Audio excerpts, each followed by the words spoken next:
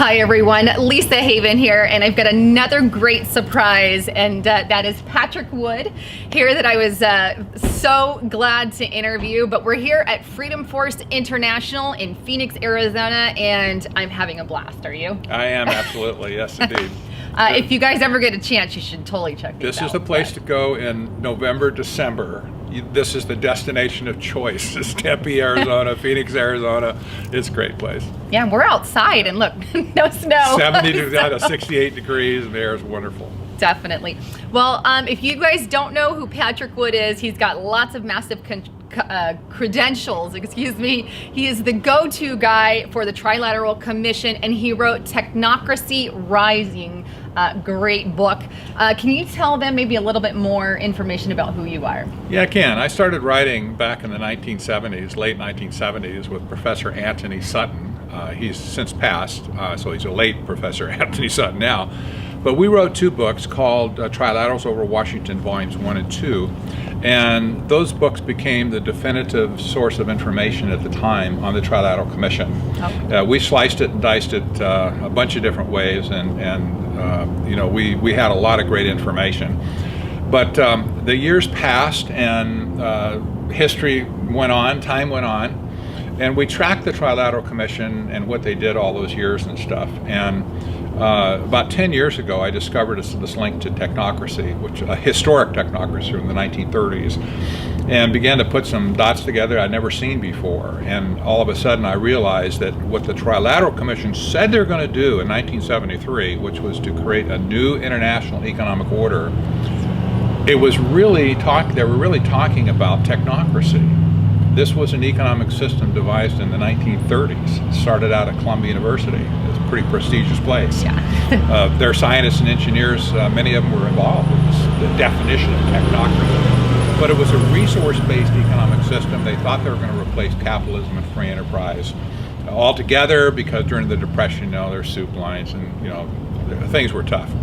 And they thought capitalism was dead. So they to the rescue, you know, here comes the cavalry, right? Yeah, thank you. And so they thought, well, we can run it. We can do it. We'll make a new model and whatever, and we will run the economy in the world and get rid of all the politicians altogether. Just wanted to fire them. Go home. We don't need you. But anyway, this is kind of the 40-year saga of you know, starting out with just the Trilateral Commission. We didn't understand historic technocracy back then. Tony didn't either at the time. There's reasons for that, but it was hidden from history, from the history books. And when I discovered it, it clicked with me almost immediately. So I really did a massive amount of original research on technocracy, and I ended up, oddly enough, up at University of Alberta in Edmonton, Canada, of all places, where I found the master archive of all the technocracy documents from the 1930s and 40s. Wow. It was huge. I spent a week up there and just barely got through all of the archive boxes and stuff, and got pictures and personal letters and journals and magazines and you name it. I had it all. I got to look at it all. So here we are today. Now, you know, here I am in any case, delineating the history of this and the players, you know, who the people are involved in it. So it's a long way around the topic you asked me, but no, it's good stuff. That's why you're here. Yeah. One of the main speakers, by the way. But so with that, where do you see the world going altogether? Like, knowing what you know, knowing the information you know, knowing the actual game plan with the fake lie of global warming, where do you see things headed? Global warming is the means to the end. It's not the end in itself. It's a nasty thing for sure. It's pseudoscience, which is what these scientists are talking about today. But the global warming / climate change, whatever you want to call it, is not the end game for this. It's only the means to an end. The whole thing has been focused around sustainable development from the get-go. This was started back in 1992 with the production of Agenda 21, which you're familiar with, and the First Earth Conference in Rio de Janeiro. And the doctrine for that came from one primary source. It was Gro Brundtland from Denmark, who had been commissioned by the UN to create a study group. they produced a book called Our Common Future in 1987. That book became the intellectual fodder for Agenda 21, and the United Nations has widely hailed her as being kind of the, you know, the, what, not founding father, the founding mother, I guess, whatever, of sustainable development, right? She was a member of the Trilateral Commission, oddly enough. So the policy got introduced, right? It's like, I hand it off to you now, United Nations, go take it and run with it. And look what they've done since 1992 with sustainable development. This is an economic system. And it wants to convert all of the public resources and all of the private resources into the hands of technocrats, if you will, to manage the entire economy, all production and consumption, to take over the whole enchilada and run it for our benefit. Is it our benefit? No, it's not. Not ours. It's not. But the whole thing is very disingenuous. The utopian goals that they feed to us, like eliminating poverty, and they're gonna, you know, everybody's gonna have a job and education and, you know, running water and whatever. That's a crock. It's a front for the real agenda, which is to take away from people the natural rights that they've gained over this, you know, centuries, whatever, decades. Especially in America, we're really sensitive to this because we have prospered because we have private property. That's the foundation of our economic system. And if you take away our economic system of free enterprise and capitalism, we're done. We're done. The political system doesn't matter. Who cares what the political system is if you're living like a tramp in the bushes, right? Yeah. And, you know, and you're dumpster diving and whatever for your food. You don't care who's running the country. No. You know, as long as they don't come and just shoot you on the spot, you don't care. Well, this is the direction that these people are taking us, and towards kind of a neo-feudalistic society where they have everything and they have control of everything. And here we are, being reduced, right? And what we can do, what we can own, how we can conduct our lives with business and stuff like that. You know, every time you turn around now, somebody's got some new regulation in your face. Well, you can't do that. Yeah. You know, it's like we become a nation of Americans. Yes, that's instead of Americans, right? Right. That's us. Yeah, you know, and I agree 100% because I've read Agenda 21. I've read I don't know, I'm sure you know about the Kissinger memorandum, the Kissinger report. I read that one's freaky. Yes. You know, food wars and everything. And you know, when we look at things and we just see where we're headed all together, you see what they're doing. And when you get onto their game, I think like we have to fight at the level, you know, with the info war, with getting information out, and we have to combat it. And like, that's why I think what we're doing here is so important, because that's what we're doing. Activists fighting, you know, a false religion of environmentalism, so to speak, that's, you know, that's kind of taken over, and extremists. I'm trying to, you know, as we peel back the layers of the onion or the leaves of the artichoke, as I told somebody the other day, just give me the heart. I forget the leaves, you know. Just give me the heart of the artichoke, and I'll be happy. Yeah, it's not much fruit there or meat there. I know. If you get to the bottom of this thing, you know, all of the environmental thing is very aggravating, and it needs to be busted. Global warming needs to be busted, and it's being busted. But you know what? It was busted 10 years ago too. Saying the same way. There's a great material out there that's pretty old now that completely discredited these people. But they turned it into a religion. It's not just a scientific proposition anymore. It's turned into a religion. But one layer above all of the rank and file United Nations types that are just spinning out this stuff, you know, with abandon. One layer above it, you find a layer of globalists that are involved, like Dr. Ball talked about Maurice Strong, for instance, who was the guy that actually ran the Rio conference in Rio de Janeiro in 1992. That level of people have an agenda that you and I very seldom see. But it's there, and it's documentable beyond a shadow of a doubt what they're doing. They're attempting to subvert the resources of the world into their hands. That's what this is all about. it's a resource grab, a deception, but it's a resource grab of epic proportions. And if I say it's a global deception, yes, it is, because it's in every country in the world. Yes. These people are no, they're not insane. That's the wrong word to use, right? They may be geniuses, for all I know, for what they pulled off.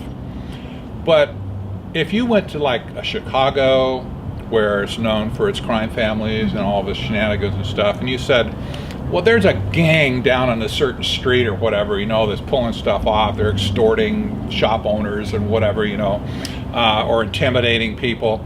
You say, well, that's a gang. That's the way gangs work, right? They're cons. They con people into stuff. They browbeat them. They intimidate them. They do whatever they can to get them, manipulate them. This group at the top is nothing more than a gang of thugs. Really, they are. Well, they dress nice. They got suits and ties, you know, and they always look so proper, and they've got PhDs, you know. And whoa, I went to, you know, Columbia, or I went to here or there, you know, whatever. Yeah. And they use this position to look reputable, but the dark hearts that they have, if you look down at what they're doing, you say, this is serious stuff. These people are just gangsters in a sense, that they pulled this off. And so in one hand is genius for them to do it, because look, we're the ones now that have been, we're trying to dig our way out. Yes. They have nailed us for 40 years and nobody has recognized who they are. And that's one of my life's missions, is to tell people who they are, specifically who are some of these people, where do they come from, why are they doing what they're doing, and why do they think they can get away with it? Because if people don't know who they're fighting, how can they possibly win? Absolutely. You know, I mean, we could fight, they want us to fight environmentalism. I'm convinced of it. They want us to fight global warming. As long as we're talking about global warming, we're not talking about them. That's true. Now, Tim Ball, Dr. Ball, he brought up Maurice Strong. That's the right guy to bring up. He's a rat. He's dead now, but he's a dead rat. Dead rat. Excuse me. I guess a dead rat won't sue me for that either. Sure. But there's people like Maurice Strong that are out there doing stuff like what he did. These are the rats that are manipulating the world for their own benefit. We need to stop these people before they destroy our planet. They're all saying we're going to save the planet. That's BS. Oh, it is. It's BS. Not only are they not saving the planet, they're in process, the policies they're setting into place will destroy the planet rather than save it. You know, try that one on. It's like, okay, you promised this, but you're doing this. And that's kind of been history anyway. You know, if you look back at what people have done in, you know, hundreds of years, you see that kind of mentality, right? You say, I'm going to give you this, politicians. Oh, I promise you this, that, and the other. And then they get into power, and it's like, you know, they give it to you, right? It's, well, so much as that's for life. That's true. But I mean, it makes sense, because we have, you know, all these globalist-minded organizations. We have the UN, the World Economic Forum, Trilateral Commission, a bunch of unelected bureaucrats attempting to roll things. You know, that's what they want. Ultimate power corrupts absolutely. You know, I mean, I really believe, you know, you get there, and there's so many people who just, they want that power grab. They want that, I'm better than you. And they really want, I believe, a rich class, poor class. And you can accomplish that using the green agenda. You know. It does, absolutely. You give me a case in point, too. In Africa right now, there's a lot of discussion going on about eliminating poverty, right? And they say they're going to eliminate poverty in Africa. Oh, you got a lot of poor people in Africa, little villages and stuff, people living out in the country, whatever. Not that they're not probably happy in some ways, but, you know, they could be a lot happier if they had electricity maybe, or if they had some other, you know, more modern conveniences, running water, stuff like that. But the policies these idiots are putting in place in Africa, let's give them a solar cell on their hut. Yes. So they can access the internet between, you know, 10 and 12 or something when the sun's shining in its peak. But at night, what happens at night? At night, they're still going to bed when the sun goes down, because they can't read, talk, or do anything, right? Yeah. So the policies they're putting in place, instead of saving Africa, it's locking the African people into abject poverty and development, you know, undevelopment for permanent. It's like they'll never get out. They'll never dig out. If they wanted to save these poor people, they would they would ramp up the energy producing machines that we have now and Africa's rich with coal and oil and natural gas. They'd ramp up the generators. They'd slap out those, big walking, robot type, what are they, the power things, and they distribute power all over the continent. Right. Bring the power down to the people. Let them start doing things with the land that they do. Maybe they'd like to, have an electric lawnmower or something, whatever. But energy brings prosperity. Yes. Period. They don't want to give them the energy. They want to we'll give you a windmill. Yeah. Or we'll give you a solar panel. Oh boy, it will come by UPS. And that's nuts. And they say, "Oh, look what we've done." Meanwhile, there's millions dying. I know. Meanwhile, Bill Gates goes over with his vaccine program. Yes, kills them. While they're still living with this, the solar panels, sticks it to them. It's crazy. They say they're saving the world, but they're not. Bottom line. I agree. Well, do you have any books, a website, information that those on YouTube can check out if they want to look you up? Any of that stuff? Absolutely. My book's available, Technocracy Rising. It's available on Amazon.com. There's a Kindle version available. Some people really like Kindle, and we get quite a few orders. But if people buy Technocracy Rising on my website, which is technocracy.news, I love to send out an autographed copy. Oh. I just do that as a standard practice. And so that I get to look at each one, consider each name, whatever, and I do. But technocracy.news is my website, and everything that I do relating to technocracy is there. All of my older articles are there. There's news stories posted from all around the world that talk about technocracy in some way or fashion, whatever. And I try and connect the dots for people there to let them see with their own eyes and hear with their own ears what these people are saying, so they can make their own judgment. It's not just me saying it. I say a lot. Some people believe me without questioning it, but a lot of people don't do that. They want to show me, show me the proof. I say, okay, fine. Here's the articles. You go listen to this guy. You go read what he said, and then you make up your own mind. I agree. That's the best way. And for all your YouTubers out there, I'm going to leave all the links in the info box below, his website, his book information. So make sure you check that out. And I just want to say, you guys are huge in the battle for truth.